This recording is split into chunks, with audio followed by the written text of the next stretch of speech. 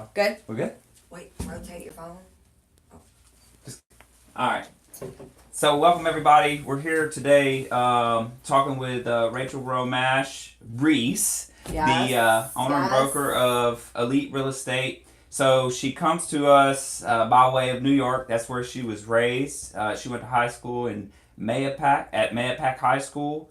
And she also went to Stony Brook College. And she has a background in real estate investing even before she was an agent. So she came to Baldwin County via New York, and she went to South Florida for a little while, and then she ended up in Baldwin County in 2013 with a prior husband, and kind of has been here ever since. And I think she likes it enough to call it home. For sure. And so the 251 connection is connecting business owners and the community, as well as organization and community leaders. So I'm happy to have her today. We have somebody watching live too, so if you see us look over, don't worry about it. So, all right, Rachel. So we're gonna kick it off, and I'd like for you to kind of tell us your story. Yes, thank you for having me. So I'm born and raised in New York. Lived there my whole life. Decided I wanted a change of life because I'm not comfortable in comfort zones. So I moved to South Florida, started a little life there, and met my ex-husband, and he was from Alabama, and he said he wanted to be closer to family, and I said, that's fine, as long as there's beaches and palm trees, I can handle Alabama. So we moved to Gulf Shores, and prior to this, I've already had my real estate license and been an active agent in New York. Okay.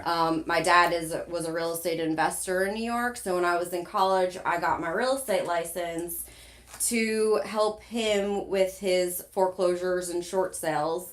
I would go to his office. We would put 10 to 20 low bid offers in on properties we never saw.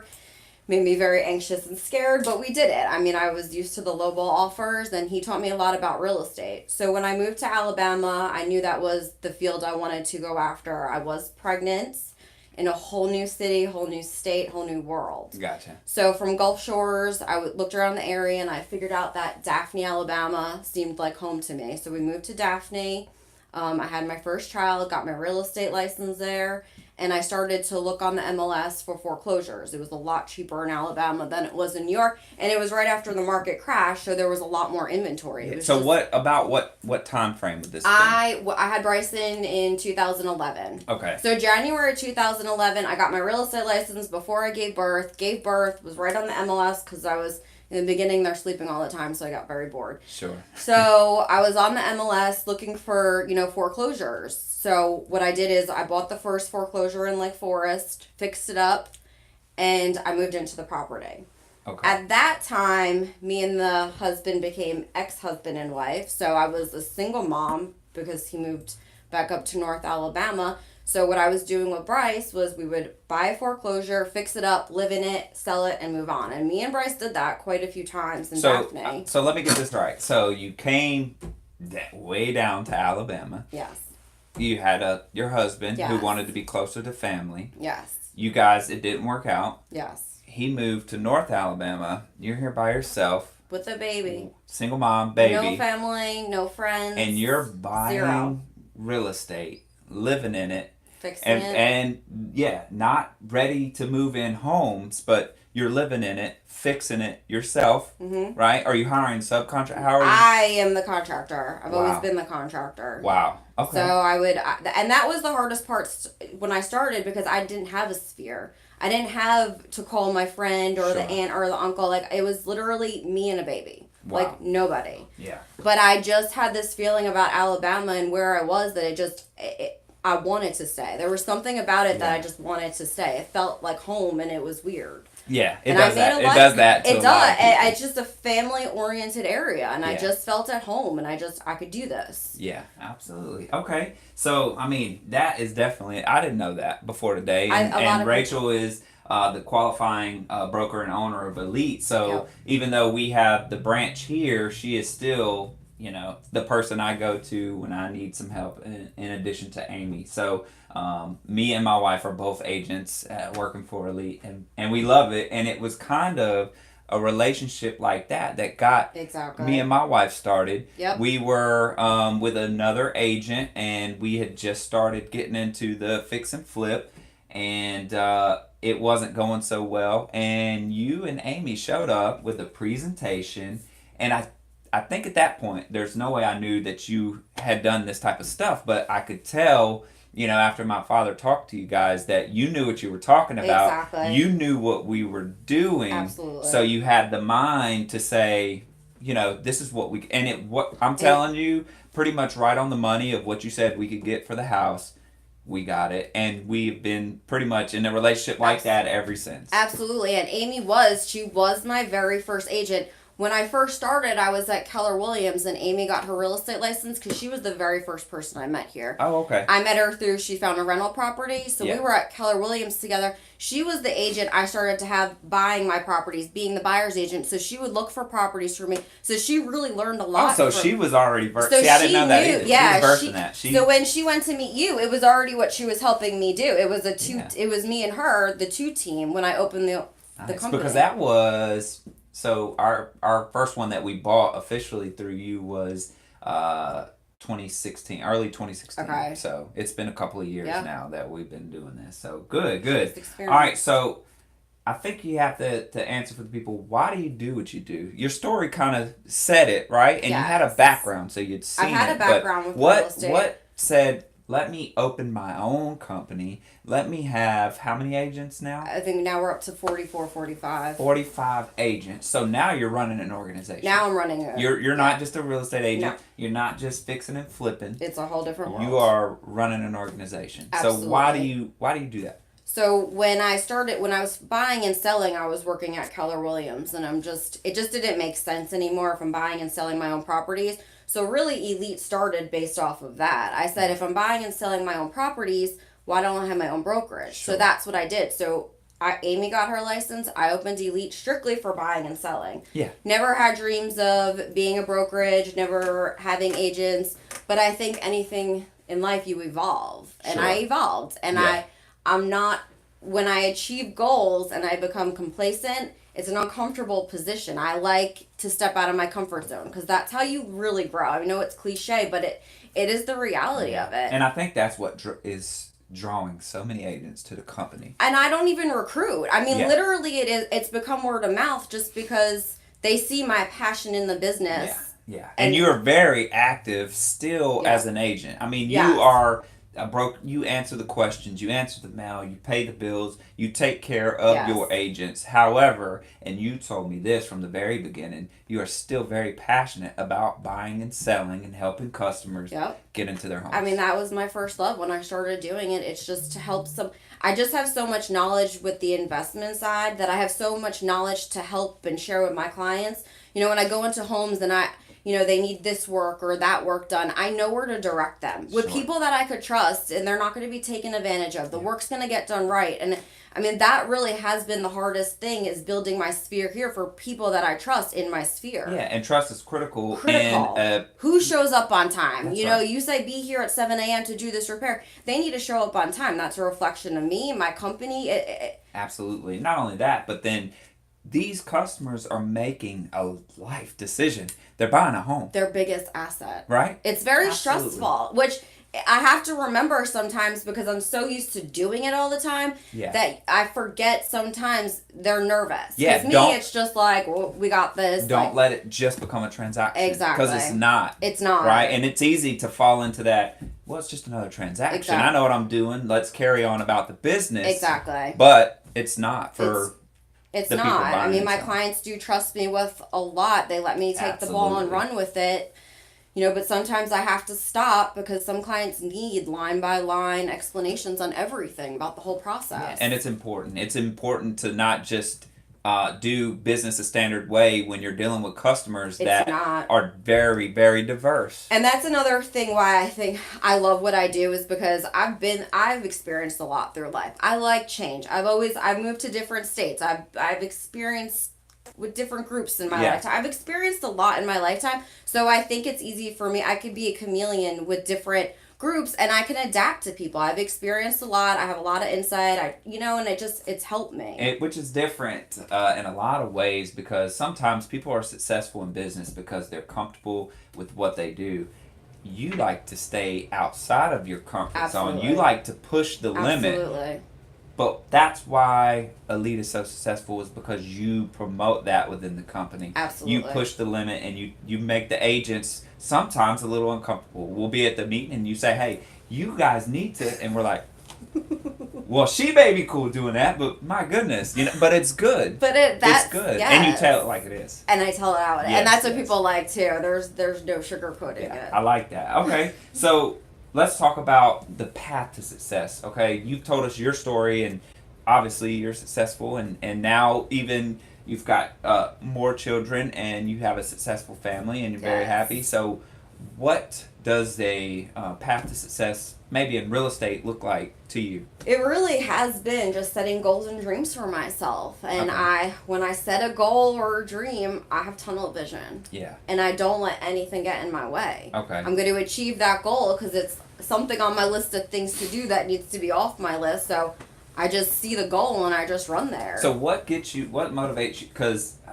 I'm a list person myself. Yeah, I'm a list person. In the morning, I write a list. So tell me this, but there's goals, and then there's taking action on the goals. Yes. So what keeps you motivated to continue to take action? I think the goal and the dream's in the forefront. So I'm constantly, for example, my dream has always been to build a mini strip mall commercial property. Yeah. Well, this year I was deciding, this is the year, Rachel, we're doing this year. Every day I was calling different architects. I would start my day off like, this is my dream. I'm going to put this first before real estate starts, my clients, my brokerage life. Every morning, interviewing architects, interviewing contractors, calling people I knew, just constantly working on it every day until the approval from Daphne should be this week, and it's done. I mean, it's taken me since January and until you're there, now. right? I'm there. I bought the land 2 weeks ago off 64. The plans are done, and it should be approved with Daphne this week. But it was every day I checked in with that. I mean, I get tunnel vision. So let me ask you this. So we talked about making lists, and we talked about you're saying you keep the hot topic in your head, the immediate goal is the first item on the list. So do you prioritize your list? How does that work? Or do you set aside, like, I'm going to do 10 minutes a day for this, or 20? Do you do anything like that? No, I really don't. Okay. I just wake up, and I guess since I have that tunnel vision, and until I get things out of my system, they just replay in my head. So it's like, okay, Rachel, you need to do X, Y, and Z to get to the next part. So I'm like, before I start my day, I got to get it out of my head. Okay. It's just how So it's how you function. It's just how I function. So then do you have a morning routine then? Yes. I mean, my morning routine is I wake up at 6. I wake up my 7-year-old son for school. We go downstairs. I drink my coffee. He eats his breakfast. We talk. Get him ready for school. He gets on the bus at 6:45. My other 2 children wake up. Have another cup of coffee with them. Yeah. And then I get to the exercise, get in the shower, and get to the office. Got it. Okay. And that's a typical day. Now let me ask you this. If that routine is interrupted, does it bother you? I mean, what I found, because this year has been a little bit more chaotic than other years, I mean, especially having my 3rd child, it's changed my dynamics and my routines a little bit. That morning workout, I need that workout. I need that minute to myself. Like, I get on my treadmill, I have a book on the Kindle, nothing about business, just like a love story, a mystery, something to check out. And I sit there for 15-20 minutes.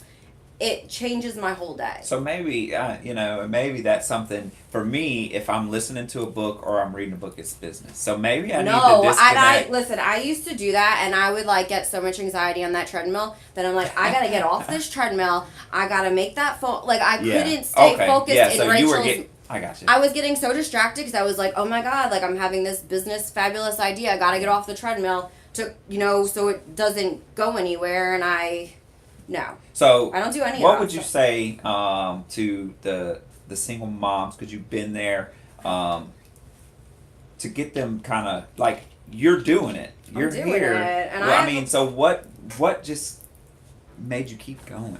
Because I had a child. Yeah. You know, I wanted him to have the life I had when I was raised. I mean, I grew up, I was very fortunate. I had a good life, and you know, you want for your children what you have and more. Yeah, and I absolutely. wanted the best for Bryson. Like, I brought him into this world.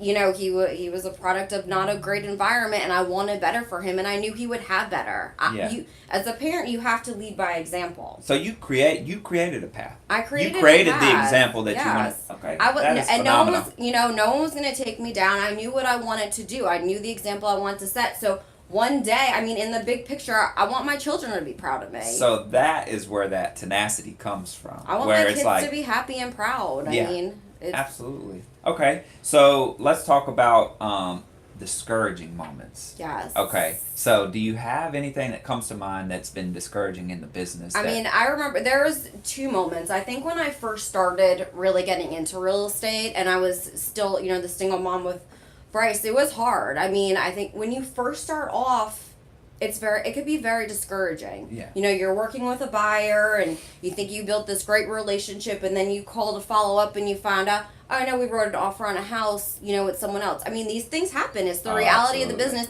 It's how you deal with it. Looking back on it now, it's how you deal with it, and everything happens for a reason. But when I first started, I remember sitting on my treadmill in the morning, studying for the LSAT. I was like, nope, I'm going to be a lawyer. Because I was like, this is this is too much. It's, and when you first start, it's very emotional. You're like, well, what didn't they like about me that they didn't follow through to write the offer? Sure. And it becomes personal.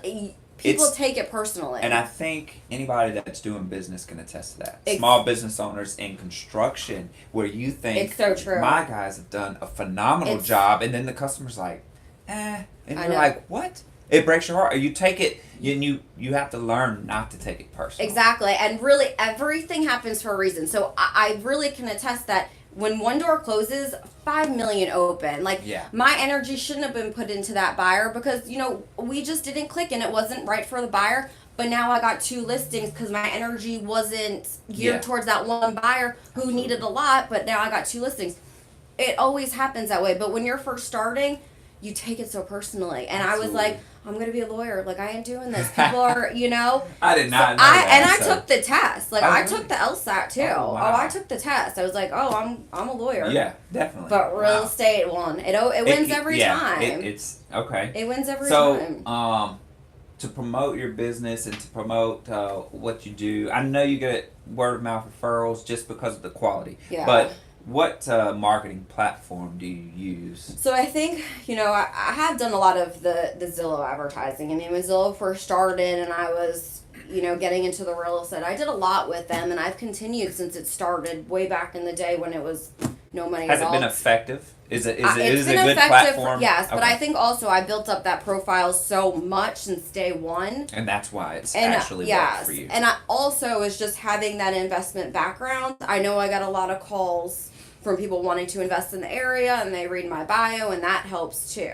Okay. So making sure your bio, I mean, that's a critical piece. The bio helps. I mean, that's what I try to, tell my agents when they start, write up a good bio. I mean, fake it until you make it. Yeah. I mean, there you go. I mean, it really does. You just need to get them to talk to you. And, Exactly. I've learned that sometimes we've had people walk into the building and asking about what we do here, and then all of a sudden, I'm listing their house for them.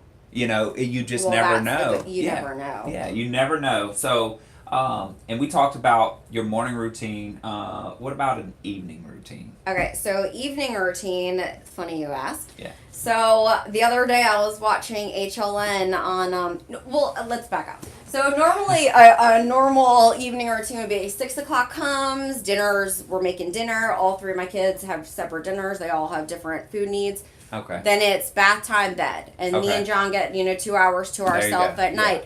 So the other week I was watching HLN and I was, one of the articles caught me and it said, to raise successful children in this world that, don't turn to drugs, don't do alcohol, succeed in life, is to do nightly prayers and gratitude. Okay. So I was okay, I'm going to shine as a mother. I'm taking this story and I'm doing it. Yeah. So the other night I was like, come on boys, we're going to start this, evening routine. Nice. So we sat in a circle, we held hands. I'm serious, I'm Mother of the Year. Like, I'm going to this is raise great. the new CEO for Apple. Yeah. Like, my child's the There you next go. president. Like, I'm about to do this. So we sat there and I was like, thank you, God, for this beautiful day and all these opportunities.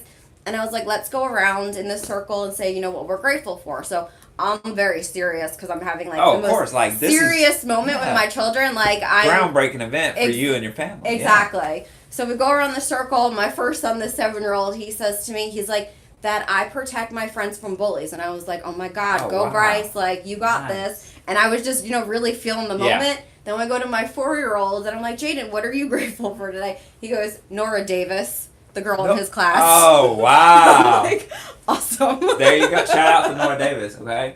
Wow. But it just showed me you can't be so serious. Like, I was having like this serious, like, Mother of the Year moment. Yeah. And he was grateful for a girl in his preschool class. There you go. And that's what it's so funny because my 6-year-old Maya, she will look at you like you're great. If we're doing something and we try to take it serious, they're like, see, that's what Bryce. What are you doing? Like it's almost you're embarrassing me type. No, deal. Bryson gave me this look like it was like awkward, and I was like, that shouldn't be awkward. It's like mom and her kids having this little moment, but like he was like, this is not normal. Yeah. But I'm gonna keep doing it because I think it's important for them to.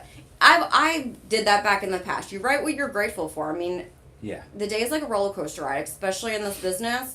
You got to check in with yourself. That's right. So we're going to check in our little group sessions at night. Nice. No, that's good. That's a great, right? Great idea. I love that I heard that on HLN. So how do you balance the need? Yeah. Let's say somebody like even me, because I'll text you randomly a question, and I try to do it more with Amy now and stuff like that. But it's hard.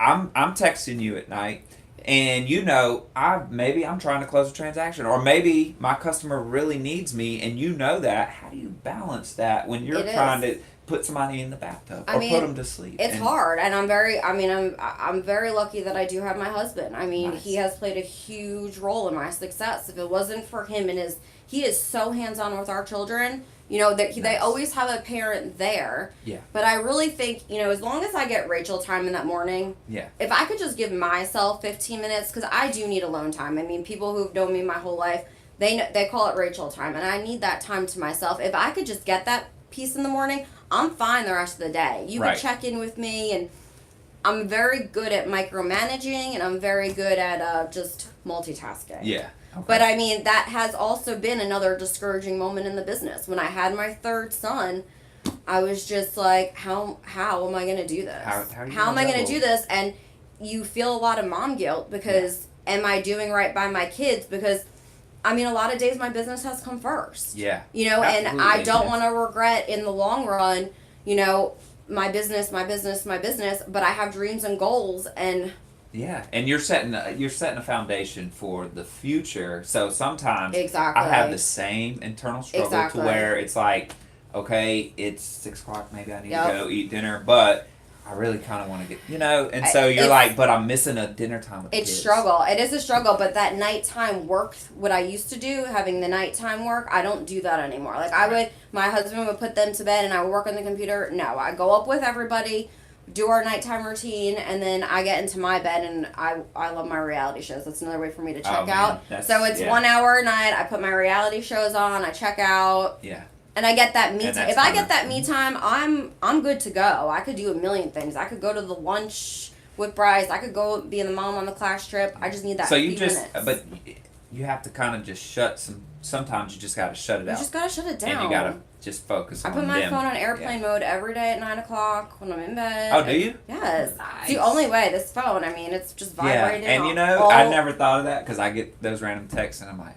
But it's taken me years to get there. Like, it really... And I've always heard, like, you need boundaries, but it has taken me a long time to actually create the boundaries. Yeah. And it's hard because this business is, you don't answer the phone, they're on to the next agent. I mean, that's right. Or and I think that's kind of the fear for all business owners is, what am I missing out on? Who can I be helping right now? What need do they have? So you start to, like, if I don't help them, they're going to find somebody else. And the same thing with my agents. Like, I don't want to let them down. Like, I don't want my life with my children. And because I am a competing broker, I don't want that to get in the way of their questions. Sure. Yeah. So we've had systems in place. And I think leveraging out. I have assistant now. Like there's people around me to help now. Which is awesome. I mean, and it's great because there's some things that you have to value your time. 100%. And you got to put a value on it. It's and true. Just having somebody help, even with the administrative stuff like we do at the office, makes a huge difference. And even at home, I was like, I'm done. I got someone to come to the house every week to help me just do the laundry and the dishwasher and clean, because when I get home, then it's more work that I see, and it's more time taken away from my kids. So if I could come home to a house that I don't have to clean or do, it's more time to my children at night. Yeah. And that's huge. Yeah, just leveraging it. So, so you have the business. Yes. You have the family. Are there, I know this answer, but not everybody does. Are there any organizations that you're a part of that you'd like to kind of talk about? Yeah, I think that's one thing that makes Elite unique, is that I'm very into community service, fundraising. I mean, my agents know, they come to me, hey, Rachel, we're part of this organization. Can you, donate something to it? I'm always 100% game. Yeah. Absolutely. So I think, over the years, we've done a lot for breast cancer. And then this month coming up is the 4th annual. Right. We always raise money, all our closings in the month of October. Right. It goes and this is the 4th year we've done it. And that Yeah. was just an idea I had sitting on my couch one night, feeding a child in the middle of the night. So we've been doing that. And then, last week we did the St. Jude run. I actually took my 7-year-old there. I mean, we've donated to the Lighthouse, to Mary Shelter, Habitat for Humanity. Me and some of the group, we went there the other day, and we were painting ceilings all day. Yeah. It's just, I think it's a great way for us to interact, to give back to the community, since we work with the community. Right. Well, it does creates a bond and team building. It creates a bond with us. Like, I really call Elite my second family because we do so much together, and we always are laughing. Like, I try to make everything light and humorous, because this business is hard. And it's just, and you don't want, and that's, you don't want to come to work and be like, man, I got to do this. No, you want to be, I wake up every day, and I'm very fortunate. I mean, I do wake up every day, and there's not a day I wake up, I'm like, oh God, I got to meet that client, or I got to do this, or I got to meet this.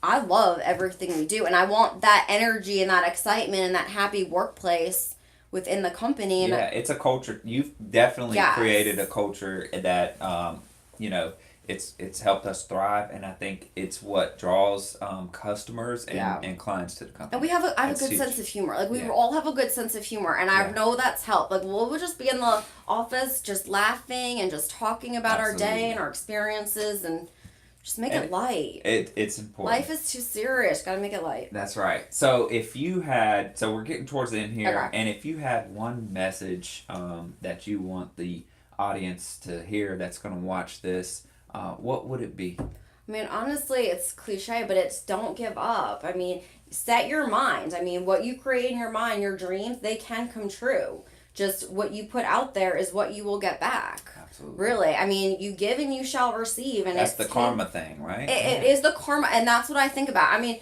granted, there are people that I've come across that it's hard. I mean, it's hard, but you think karma. You know, what you get, you shall receive. Now, and what do you want the audience to know about the company, Elite? Okay. What specifically, what message, would you like to send out there? Say, hey, Elite separates itself through our culture. We've already talked about that. But what do you want people to know about Elite? I think that from my experience in real estate, I mean, I've worked at Prudential, I've worked at Exit, in different states. I've worked at Keller Williams. I've worked at different companies throughout my career, and I just have a lot of background experience.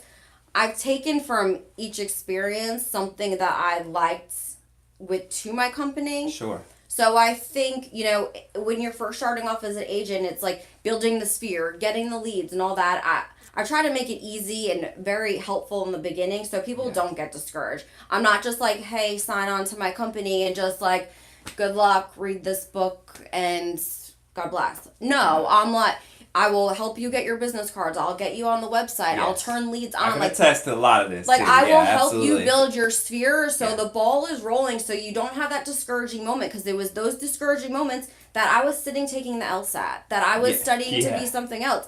So I try to help as much as I can in the beginning, just to get the energy going. Yeah, and for somebody that's thinking about going into real estate, which I've had a few people reach out, and the hardest part is knowing that you are responsible for generating your own income.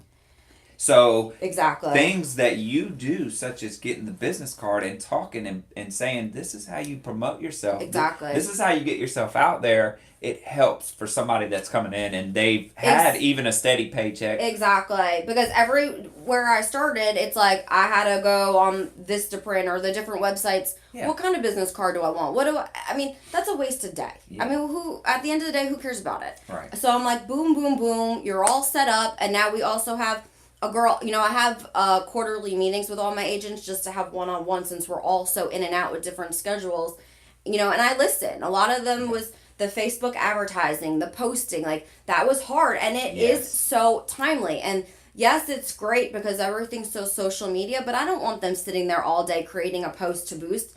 Right. So I listen, and I have a girl every week that comes to the office.